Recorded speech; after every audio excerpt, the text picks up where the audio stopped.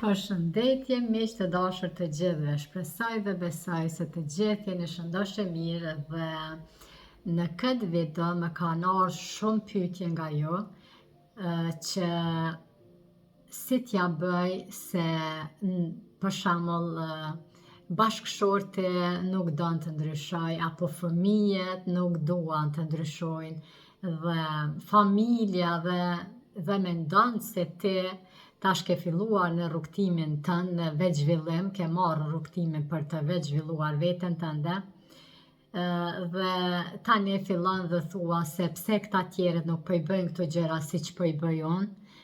Ju lutem, miq të dashur, secili njeri është në rrugën e tij dhe ju lutem mos i mundoni as familjarët, as fëmijët, as familjen më të gjerë, apo rrethin, apo shoqërinë, apo pa marrë parasysh asnjë njeri mos e fajsoni. Ju lutem, sepse secili shpirt ka ardhur këtë botë dhe ka misionin e vet dhe secili zgjedh të zgjohet kur ai është i gatshëm. Dhe ju lutem, zhvillohu ti për veten tënde, rritu ti për veten tënde, sepse duke u rritur ti, duke u zhvilluar ti, nuk ka nevojë që t'ju thush të tjerëve të ndryshojnë, sepse ata do të shohin ty, do e shohin energjinë tënde, do e shohin se si ti po ndjehesh dhe ata vetë do vinë dhe do të pyesin se çfarë je duke bërë. Kështu që miq të dashur, ju lutem nga thellësia e shpirtit tim, sepse këtë unë e kam bërë në fillimet e mia shumë. Kur kam filluar në këtë rrugtim, kam thënë bashkëshortit tim se ti duhesh të punosh dhe ti me veten tënde, kam fajsuar pse nuk po punon me veten e tij, mandej kam fajsuar edhe fëmijët, edhe rrethin. Ju lutem, miq të dashur, ne nuk jemi ardhur këtu që t'i zgjojmë të tjerët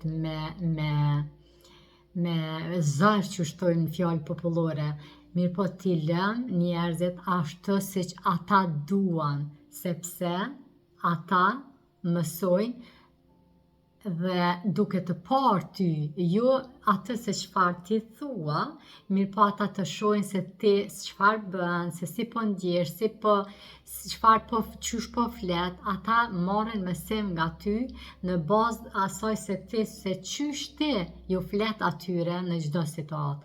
Andaj, miq të dashur, mos i fajsoni të tjerët, mos u mundoni të zgjoni të tjerët me zor, sepse një farë mënyre ti po luan në rolin e Zotit dhe secili njeri është krijesë e Zotit dhe secili ka me të drejtë të mendoj dhe të veproj ashtu siç ai dëshiron. Nëse një njeri nuk vjen dhe të pyet, të lutem, a mund të më ndihmosh? Ju lutem, lëreni këta njerëz, pa marrë parasysh nëse edhe e shihni se është i familjes së ngushtë dhe e doni shumë dhe e shihni se ai po e fundos veten se çfarë është duke i thënë vetes së tij, këtë po ja them prap nga përvoja, sepse më ka ndodhur mua kur i kam dëgjuar me veshtime se çfarë janë duke thënë, se çfarë po flasin tankohen, një munduar t'ju flas me gjithë shpirtin tim dhe them të drejten, mbetsha në fund të fundit vet pa energji dhe prap se prap ata e bëjshin atë se çfarë ata duan ta bëjnë. Kështu që ju lutem, lëreni njerëzit e tjerë hatë dhe merruni me veten tuaj, sepse nëse ti ndryshon, ata do e shohin ndryshimin tek ti. Kaq për këtë video, sepse më ka bërë shumë pyetje në lidhje me këtë temë, se si të sillemi me njerëzit e familjes, për shembull me bashkëshorten apo edhe me familjen e gjerë. Ju lutemi, lëni të tjerët rahat. Ata bëjnë dhe veprojnë ashtu siç ata dëshirojnë dhe kujtojani vetes çdo herë se ne nuk jemi Zoti, ti nuk je Zot, as unë nuk jam Zot që të orientoj jetën e dikujt tjetër, sepse secili shpirt e ka procesin e vet dhe secili zgjohet kur ai është i gatshëm.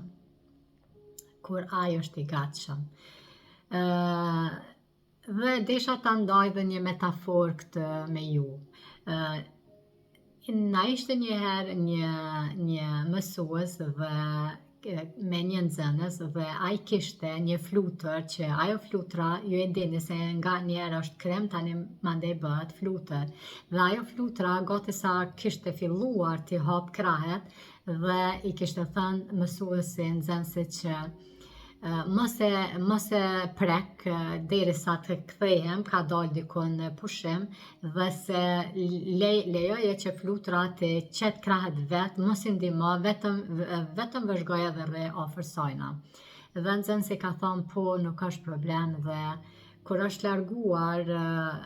kur është larguar mësuesi ka mbetur nxënësi dhe ka parë flutrën që po mundohet t'i hap krahet, po mundohet me gjithë shpirt të i hap krahet dhe të bëhet flutër, ka thënë ta ndihmoj vetëm pak, ndoshta mund t'i ndihmoj dhe t'i dalin krahet sa më shpejt. Dhe kur është munduar t'i ndihmoj, flutra mas pak minutave ka vdekur. Pra pse miq të dashur, sepse ai është munduar dhe kur është kthyer mësuesi ka thënë a e ke prekur flutrin, ka thonë po se mo dhem se nuk mund t'i qelte krahet dhe thash t'i ndihmoj dhe çfarë bëri ai, pra e mbyti flutrën.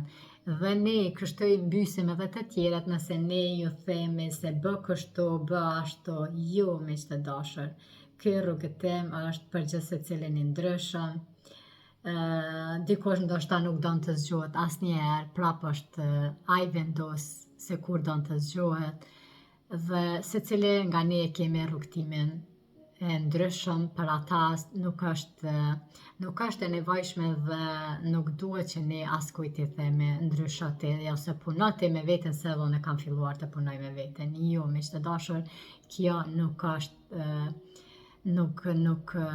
nuk duhet të bëhet dhe ju lutem lenini të tjerët rahat, punoni me veten e juaj, zhvilloni, rrituni, punoni me veten tuaj sepse shihen veprat, jo fjalët. Pra kështu që familjarët, rrethët, të gjithë të tjerët do vinë një ditë dhe do të thonë wow, çfarë ke ndryshuar, çfarë je duke bërë. Dhe nëse ata të pyesin, atëherë ki nevojë apo nëse ata të pyesin, atëherë ki mundësi që ti don të ndihmosh, atëherë ndihmoj me gjithë shpirtin. Nëse ata nuk të kërkojnë ndihmë, lere të bëjnë jetën ashtu siç ata duan të jetojnë. Kaq për këtë video.